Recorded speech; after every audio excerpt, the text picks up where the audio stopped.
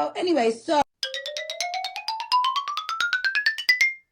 everyone, welcome to day 19, and today I feel amazing.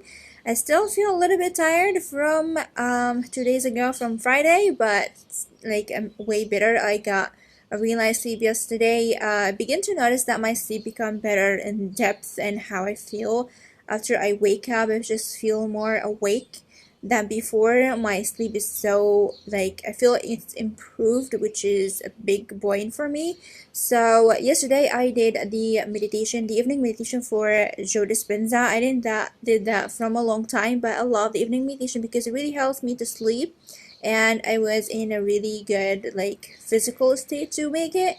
And today I made the love meditation for Sadhguru. I just finished it, and again I feel so happy and so excited and feel so much love inside. I just feel myself in the moment. I began to implement that feeling the moment, this very moment, this inevitable moment. As he always said, Sadhguru always said, it's very amazing and makes you feel every single thing and every step along the way. So I feel like more involvement, I'm more involved in life more than before, even in my daily activity. So day 19 so far is a success. So yeah, I'm so excited to continue. So I love you so much.